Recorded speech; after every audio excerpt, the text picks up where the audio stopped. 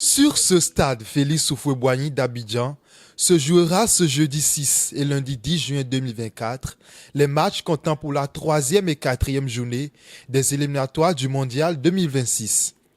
Les Guépards du Bénin s'opposeront aux Amavubi du Rwanda d'une part et aux Super Eagles du Nigeria d'autre part. Les Béninois gardent espoir quant à ces deux rencontres. Comme c'est une équipe en reconstitution, on leur souhaite bonne chance. Que le coach fasse son travail pour qu'on ait un résultat positif. Tout dépend d'eux-mêmes. Tout dépend de ce qu'ils ont envie de faire, ce qu'ils ont envie de nous démontrer. Parce que depuis un certain moment, on a un peu de l'espoir, on a un peu de courage. On garde le sang-froid pour qu'ils nous montrent un peu plus. Mais avec le temps, on voit que il y a rien. Toujours c'est les mêmes choses, toujours ils répètent toujours les mêmes choses. Donc c'est à eux de nous démontrer effectivement que ils ont vraiment envie de jouer. On sait tous comment ça va se terminer. En tout cas, on va espérer quand même. On va espérer.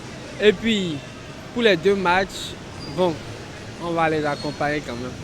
Au regard des performances des Guépards et avec la nouvelle liste publiée par le sélectionneur national, le Bénin pourra-t-il tirer son épingle du jeu lors de ces deux matchs? Quelques acteurs sportifs donnent leur avis. C'est vrai que le Bénin a montré par le passé beaucoup de fébrilité, beaucoup de manque de confiance, beaucoup de contre-performance face à n'importe quelle équipe, grande comme petite. On en a vu face au Lesotho, on a réalisé un nul, un but partout, 0 but partout plutôt. On a été battu par l'Afrique du Sud lors des deux premières sorties.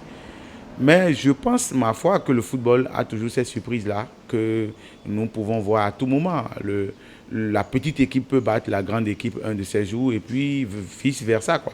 Quand je prends l'équipe du Nigeria, les joueurs ont plus de forme que les nôtres, ont plus de temps de jeu en club que les nôtres, ont plus de qualité que les nôtres.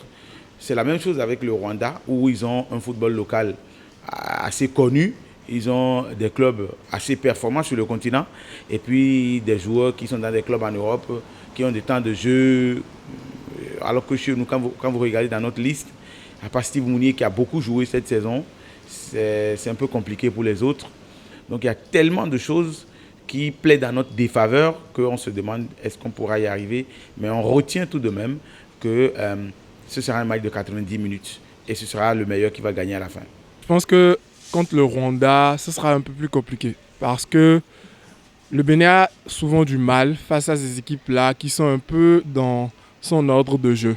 Et souvent, le Bénin a l'habitude de jouer un peu plus mieux face aux gros cylindrés. C'est vrai que dernièrement, lors des journées FIFA, les deux matchs amicaux disputés par les Poulains de Gernot ont permis quand même d'avoir une autre projection sur l'équipe nationale. On a vu du jeu, on a vu de très belles choses. C'est vrai qu'on n'était pas totalement satisfait, mais on a vraiment pu espérer quelque chose après ces deux résultats contre le Sénégal et la Côte d'Ivoire.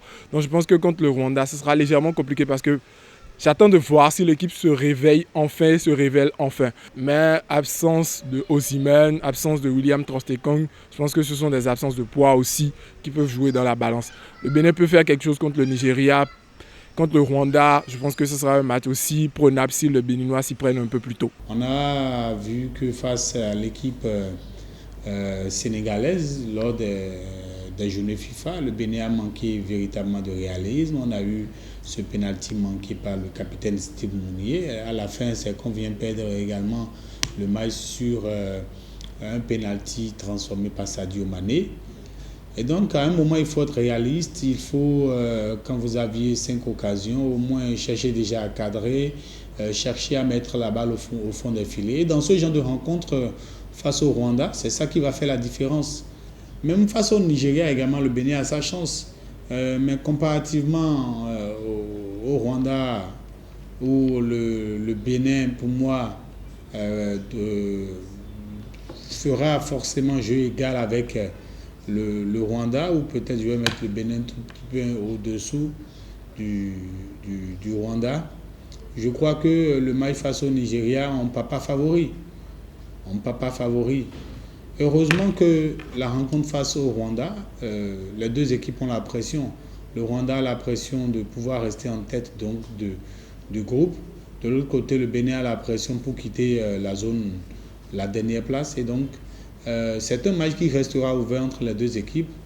Après, c'est l'équipe qui sera plus réaliste et qui sera bien tactiquement sur le terrain, qui va respecter les consignes de son coach, qui va pouvoir l'emporter. Le match face au Nigeria, même si Victor Osimhen n'est pas là, il y a d'autres qui vont manquer. C'est qu'il faut toujours craindre cette équipe du Nigeria. Rendez-vous dans les tout prochains jours pour savoir si le Bénin pourra-t-il réellement se hisser au rang des nations qualifiées pour le Mondial 2026 Zone Afrique.